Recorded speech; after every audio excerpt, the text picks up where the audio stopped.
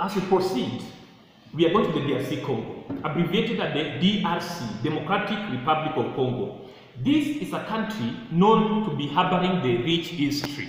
And the DRC Congo is a country known to be the home of, I may talk about the modern civilization. Because when you talk about the DRC Congo, you see the beginning of the Belgian leadership in the DRC Congo. And you cannot talk about the DRC Congo minus giving the priority to somebody by the name King Leopold II of Belgium. This kind of the King Leopold II of Belgium, he took all the gold mine in DRC Congo as his private property. And there we see the policy of the colonization the Belgium was using in DRC Congo. They were using the privatization as a policy of the colonization. But however, if at all you happen to be asked a question about the main policy used by the Belgium in ruling Congo, beyond no reasonable doubt, go for the answer, Congo, Belgium used the direct. And apart from that, you can remember the issues to do with the French, you can remember something to do with the Portuguese, you can remember something to do with the direct, indirect, you can remember something to do with the paternalism, and don't forget about the apartheid. To begin with the first one, the direct method of the colonization. This is whereby the African rulers were replaced by the white. And the indirect was whereby the African rulers were given the audacity to rule their people. And they were ruling their people through the strict adherence to the principle of the white. To me, I may talk about it, the Africans were just like the puppet rulers. They were there to be seen, but probably, why not? Not to be heard. Then we have the assimilation. Portuguese and French. Portuguese in Angola and the French in Senegal, they used the policy of assimilation, whereby Africans were expected to adopt the new French culture. You walk like a French, in a light note, you are going to accept the Christianity, you are going to be West, basically, you are going to accept the westernization. That's what we call assimilation. To be assimilated, meaning to be incorporated to a culture that is not a bona fide culture in Africa. And the main kind of the cause of the downfall of assimilation, it failed. And the main reason why the assimilation failed was because Africans were not expecting to leave their culture, to abandon their culture. And one of the culture that was giving them the sleepless night, they never wanted to leave the culture of the polygamist. African then resorted to the association. So when the policy of assimilation failed, it was replaced by the policy of association. And association was about what? Association was about the respect of the African culture and the tradition. And when you talk about assimilation again, remember that we have the privileges and the benefit, and we have the conditions. Conditions are the things you need to abide by. You must abide with that in order to be assimilable in the same sense. Another one from that. When you talk about the issues to do with the paternalism, paternalism was whereby the Africans were treated like the lesser human being. They were belittled. They were looked down upon. Walikuwa wanadunishwa. That one is what we call Africans were treated like the subject of rule. Africans were treated like the animal. They were being dogmatized. That's the main reason why the paternalism was quite inhuman. Another one, we see the next one is called this issue to do with the apartheid. Apartheid is called the racial segregation. It is called the racial separation. It is the Bantustan in African language. And this is a case in a point whereby the British in South Africa separated people in South Africa according to the color of their skin pigment, whereby the Africans were separated along the European. Back in the South Africa, apartheid began in 1910, and remember it ended in 1994. How many years mathematically? It took 84 good years of apartheid, making Mandela to write the book entitled The Long Walk to Freedom. This book was written in order to give them the true reflection how far they had walked. And apart from that, you can talk about the DRC Congo. Back to the DRC Congo, I'm very happy that the privatization ended in 1906. When what happened in DRC Congo? It ended when the companies that were the companies that Africans were working, African went on a strike. And those companies were taken by the Belgian government. They were now no longer the servants of the free forced human labor. They were now paid salary, though a peanut, but they were now paid as a peanut salary. That made the end of the privatization policy in 1906. In the same breath, if you look about the DRC Congo, look at the DRC Congo. DRC Congo is the #2 largest. The largest African country is the Algeria. #2 is the DRC Congo, and #3 is the Sudan. DRC Congo is also known to be a country of the source of the river by the name River Congo, with the three tributaries, Ubangi, Kasai, and River Lualaba. Examiner can ask a question. Give the main reason why River Congo has the largest volume of water. The answer need to be River Congo has the largest volume of water because it originated from the areas with reliable rainfall. Don't talk about the highland. That's a bait. Don't talk about that kind of the basin. That's a bait. You talk about River Congo as the largest volume of water because it rises from the area with reliable rainfall. And apart from that, DRC Congo. DRC Congo you can be tested about the river in Africa with the largest estuary. A river draining with a wide mouth, River Congo. It drains at a port called the Port Matadi. Port Matadi is the main port in DRC Congo. And apart from that, let me go to Namibia. The Namibia is nicknamed the Southwest Africa. This country is known to be one of the home of a desert. And before we talk about Namibia, remember that we have different types of the desert, like the ERG, ERG, and Hamada. Hamada is a rocky desert, and the ERG is a sandy desert. A desert, what are the qualifications making the area to be called a desert? You know them at your fingertips. A place must be receiving rainfall below 250 millimeters per year. The place must be having the scanty vegetation. A place must be having the temperature ranges to be high. It has the high diurnal temperature range of about 45 to 50 precisely. The temperature in a desert can fall to -5, and it can rise to as much as 50 degrees Celsius. So meaning the temperature range is a calculation. The difference between the highest temperature and the lowest temperature, that is what we call the temperature range. And apart from that, in the Namibia, the Benguela Current is a story we need to talk about. And the Benguela Current can also be called the Wilvis Bay Current. How is it affecting the Namib Desert? It affects the Namib Desert by allowing the formation of the misty and foggy-like condition because of the low temperature in the morning. So when you go to Namibia in the morning, probably you can think you are in highland areas. But as the morning approaches, the humid condition will be vanishing because of the high temperature. So it affects the Namib Desert by allowing the misty and foggy condition at the coast of the Namibia Desert there. And then it has the neighboring desert by the name the Kalahari Desert in Botswana, Namib Desert in Namibia. Then Namibia, there's a river between Namibia and South Africa. I am a river. I form the geographical boundary between the two countries. Who am I in Africa? There are many African rivers forming the geographical boundary between two or more countries. One of them is the River Kunene. River Kunene forms the geographical boundary between South Africa and the Namibia. That river is rising from the Drakensberg mountain in South Africa. So this river has a problem. What is the main problem facing River Orange? The main problem facing the River Orange is the subjection to the high rate of the evaporation. Other rivers, River Limpopo, forms the geographical boundary between South Africa and the Zimbabwe. River Zambezi forms the geographical boundary between Zimbabwe and Zambia.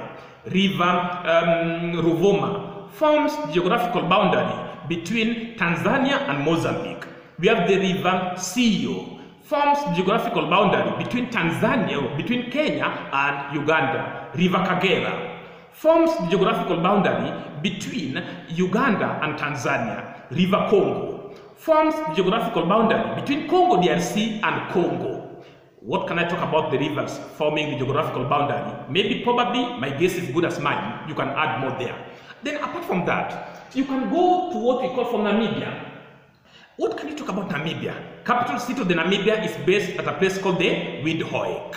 Namibia is also a country in Africa known to be the best country, one of the countries actually, having the best marine fishing ground together with South Africa. But South Africa is a country in Africa with the largest marine fishing ground. A question knocking to your doors. Which one of the following is the main reason why South Africa has the best marine fishing ground? What's your answer? South Africa has the best marine fishing ground because of the convergence of the two currents, cold current meeting the warm current. They produces a cool environment.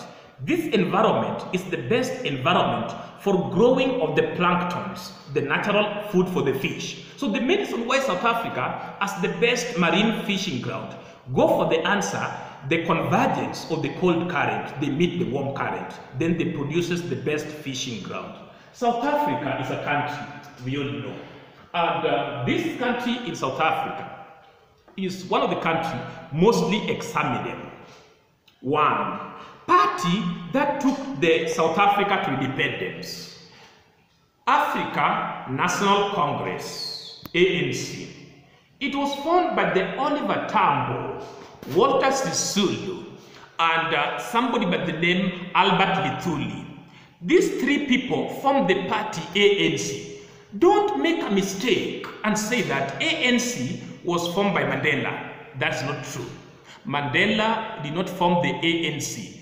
As a matter of fact, Mandela was born 6 years later after the formation of the ANC in 1918. But mathematically, 1912, ANC was formed. Mandela was born later, far much later. Then, apart from that, South Africa, you can talk about the tourism. South Africa has the rich tourism.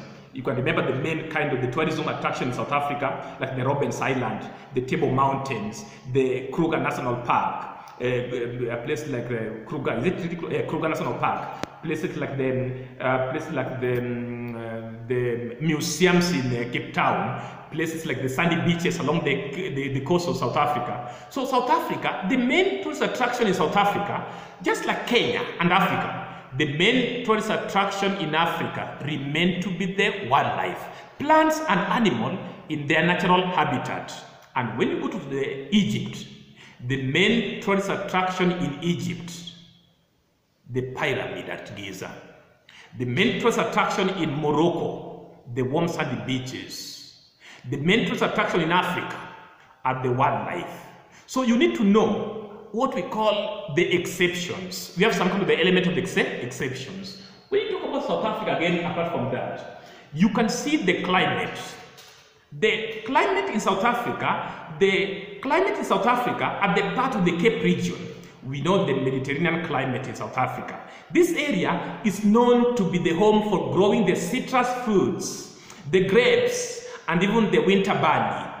This area is ideal for the growing of the fruits, making Morocco and South Africa to be the largest producer of the fruits in the African continent, because fruits are mostly doing best in the areas of the Mediterranean climate. And apart from that, the Cape Ranges and the Drakensberg and the Table Mountain, these are the examples of the Fold Mountain in South Africa. Then apart from that, what can you talk about South Africa? You can talk about the gold mining that we talked about the other topic. You can remember, it's very fresh in your mind, we talk about it. But let me just remind you, even though you know, that gold mined by the deep shaft method. Gold is of what color? Gold is yellowish in color. And gold was discovered in South Africa in which year? 1884, 1886 by the Boers during the Great Trek. And the Great Trek by the Boers, a question you need to ask yourself in South Africa, who are the Boers? The Boers were the Dutch farmers. The Boers are the farmers from the Holland. And the Boers were the people calling themselves the farmers. They were the first European to settle in South Africa. If at all you happen to be asked a question by the examiner, who were the first European to settle in South Africa? Your answer, the Boers. And then they were displaced by the British. What do we call that displacement? It is what we call the Great Trek. The Great Trek was when the British displaced the Boers and then they moved extremely southward. They were led by their leader. The leader of the Boers during this mobility are what we call the Jan van der Beek. Jan van der Beek was the leader of the Boers people during the mobility. And then Waswahili unena Mungu si atumani. As they were moving, the Boers discovered the gold. As they were moving, they were giving birth to the new generations. These generations called themselves the Afrikaners. And the Afrikaners, they spoke the language called the Afrikaan. So Afrikaners are the people, and Afrikaan is the language of the Afrikaners. Then, these people by the name Colored, to me, these people are the new game changers. Colored are the mixture, Mkosa Kabila. The Kabila between the white, intermarriage actually, between the white and the black, produce a community in South Africa calling themselves the Colored.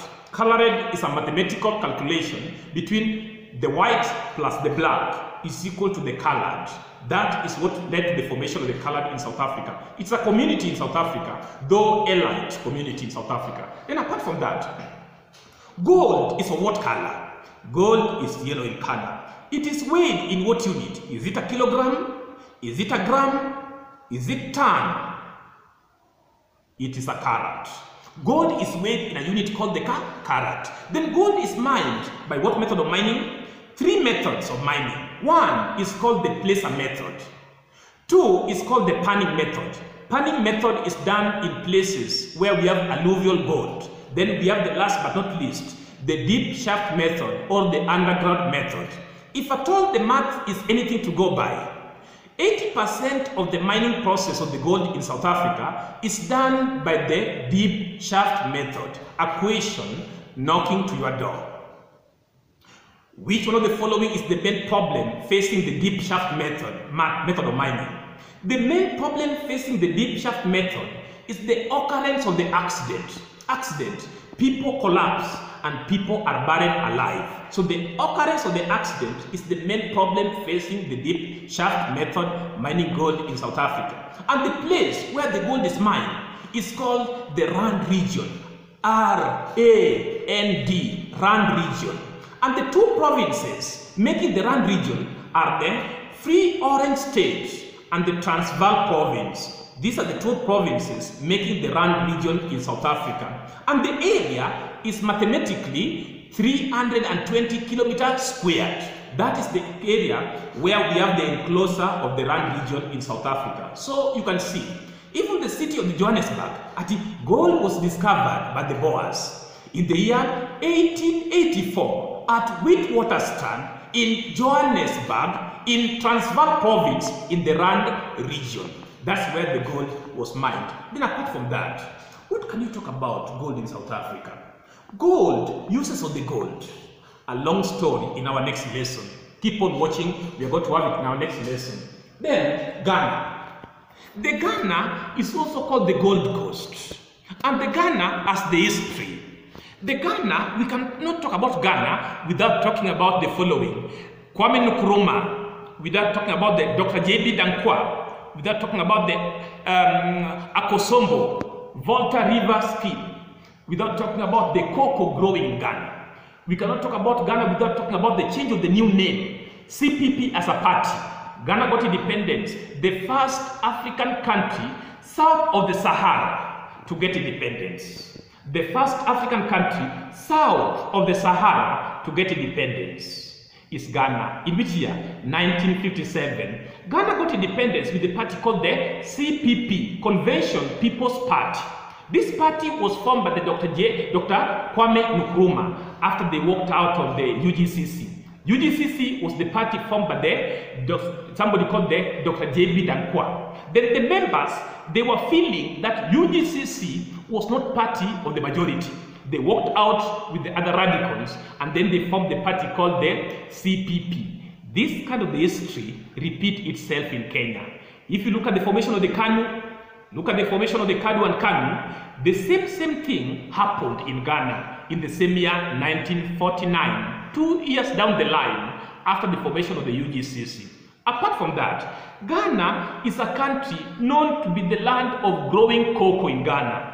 And cocoa in Ghana in class 7 is a common slogan. Cocoa grown in Ghana in the Cocoa Triangle. We have the Kumasi. We have the Cocoa Triangle. We have the Kumasi. We have the Takoradi, and then we have the Accra.